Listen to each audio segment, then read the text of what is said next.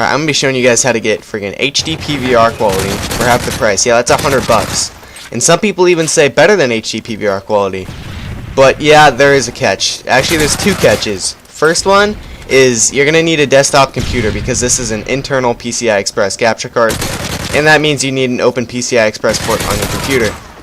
The next thing is that it doesn't have a HDMI pass-through on it, so you're gonna need to buy yourself a splitter or have a monitor with HDMI output, and that's all you're gonna need. Alright, this is what the capture card looks like, and that's what the box looks like. The box is beautiful. You can pick this capture card up at your local computer store. They sell them at a lot of different places, and I don't know why it's not as popular as it should be. I don't know, don't ask me, but it is amazing. And if you look down in the bottom left, you see it looks like it has two HDMI inputs, or one's an output, but really it's only one HDMI input, and the other one is for its component HDMI plus audio video adapter, and I'll show you guys a picture of that in a sec. But this is all you have to do is insert it in your computer, plug in the cables, and you're ready to go. And that's pretty much all you have to do on the setup, and install the CD obviously, but yeah. And if you really need to, you can record with component or standard audio video cables, and then when you're ready to upgrade, you can just upgrade to HDMI or component if you want, but component just isn't as good as HDMI. But basically it looks like an HDMI adapter, but you can't use this for anything else except the capture card because you can't do regular to digital, it just doesn't work, or analog to digital, it just doesn't work. Like I said before, you're going to need a splitter, and as shown in this low quality diagram, which I made in Paint, you're going to need your Xbox 360 in the bottom left, an HDMI cable running to that HDMI splitter you got, and then one of the outputs on the HDMI splitter going to your monitor, and the other one going to your PC with your AverTV HD DVR installed. And all those cables are HDMI cables, and unless you want to record in a different method other than HDMI, you're going to need a different type of splitter, but this tutorial is based on HDMI because that's the best quality you're going to get. This here's the other method, which is another low quality picture I made in Paint because I'm a boss like that. You're going to have your Xbox in the same place, and this method requires a TV or monitor with an input and an output for HDMI, and before you even buy this capture card, check to make sure, or before you buy a splitter, check to make sure, because this requires one less HDMI cable as well. So you're going to have your HDMI cable running to your monitor, and that into that input, and then the output cable going from the output port on your monitor going to the capture card in your PC. And this method actually is better, but splitter works just fine with no lag. So if you have the money, spring for a splitter.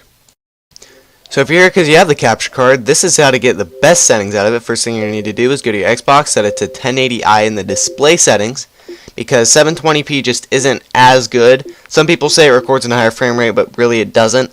So set it to 1080i for the best quality tutorial, which I'm going to show you right now. Okay, so now you've installed the CD and you're ready to record. So just double click AverMedia Center, open up the program, and then you're going to go down to settings here. Go to capture, configure HD input source, configure recording, and make sure this is on MPEG, not anything else. MPEG is the best quality. And then you're going to do 1280 by 720. 1920 by 1080 is a little bit like pixelized, and it has some more motion blur. So do 1280 by 720, and when you do that, this will change to 25,000, and just retype in 30,000 to get the best video quality, and then 48,000 and 384. Hit save, and then you're good. So now you can go back and start capturing. You should be good now. Alright, just you hit the little capture button down there to record, and you're good. And then actually now we're going to do the Sony Vegas tutorial. My render settings in there, and yeah. Okay, hopefully you guys use Sony Vegas, but if you do, this is how to get the best render settings that I found possible out of Sony Vegas. First thing you're going to want to do is click this little guy here. It's a little box in the left corner up in that region, and then you're going to select 1280 by 720, upper field first, 1 square, 0 degrees original, 59.94 double NTSC, which is 60 frames per second. Have stereoscopic 3D mode off. Make sure your pixel format is at 8-bit. Full resolution rendering quality best. Modular blur type Gaussian. Deinterlace method none. And that should be everything with this first slide, or the first tab. And then you're gonna have this at stereo. Number of stereo buses, I don't know what that is, but set it to 0. 48,000, 16, and good. Okay, and you should be good with that. Now I'm gonna drag in a clip here in a second, and I will show you guys how to render the best, and that's gonna be the next video. Okay, this is nothing special at all, just a little throwing knife and a little kill I got. I'm using this gameplay again because it's the only gameplay that I've recorded in my new recording settings, and it's just a little throwing knife and a kill, like that. Not very good, but it's all I could really find in this little gameplay. So, okay, so now what you're going to want to do is get some good color correction on there, and I'm not a fan of oversaturated, super colored out videos, so I do minimal color correction to make it look, in my opinion, the best. But if you like a lot of color correction, which I personally don't like at all, you can go ahead and do that, but this is what I use, or what I used in that first clip you guys saw. So you're going to hit the little button right there, and then go down to brightness and contrast, hold control, click, and then hold control, or keep holding control and click on Sony saturation adjust. And then you're going to go brightness up a little bit, contrast up a little bit, and contrast center down a little bit. Actually, let me...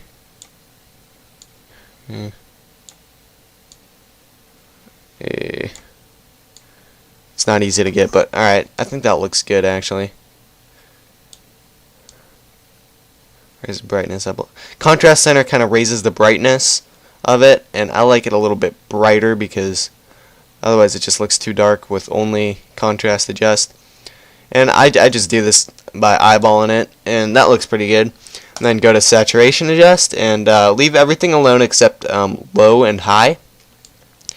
And so I just bring up the low down to, or up to about 242, and the high I bring down to about 411 usually. And those usually look the best for me. And this isn't oversaturated at all. And what did I just do there? So you can hit play. It might be, actually it looks a little bit oversaturated, but this is basically how I kind of do it. Just minimal settings, and actually that does look really good. So alright, now you're gonna have to render it. So hit File, Render As, and then you're gonna go up to, or actually down to, oh no, it's at the top. So you're gonna hit Main Concept AVC/AAC.MP4, and then you're gonna select Internet 720p. But let me just show you how I have it. And then you're gonna hit Custom Template, and then you're gonna go HD 720p. Select this at Main 59.940000. None progressive scan, which is the difference between 1080i and 1080p basically. Have that at 1, this at 2, this at 14 million and 14 million, and then automatic recommended, and then this at 48,000 as we did everywhere else, and then this at 128,000. Hit OK, and then hit render, and it should render. Or you gotta change the name first, but yeah.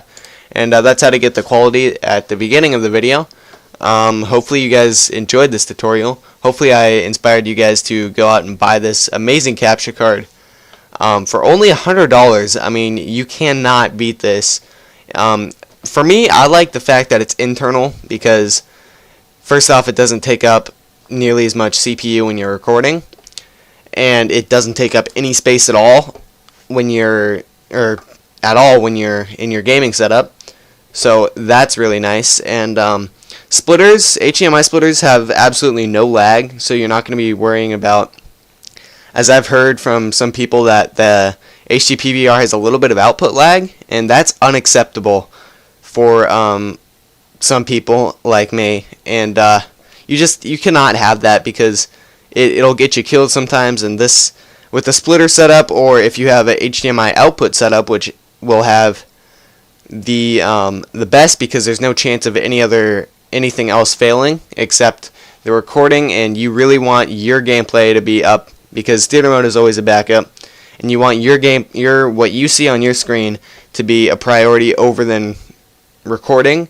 Because, I mean, obviously if you screw up the entire thing. You can't save it through theater mode because your clip got screwed up, or you messed up in your montage or whatever. And so yeah, hopefully you guys like this tutorial. Go out and buy that capture card. If you're thinking about buying an HD PVR, definitely get this over it. And because the PVR is, in my opinion, kind of the try hard sort of thing. I like to be away from the pack of people. Just, get the HD PVR, record some commentaries, I try to do something different, and I try to be that person who has a little bit different commentaries, a little bit different style, and I like being like that. And now I have a little bit different capture card, which, to be honest, I think it looks better than HD PVR. So thanks for watching. Definitely get the AverTV HD DVR, and catch you guys in my other videos later.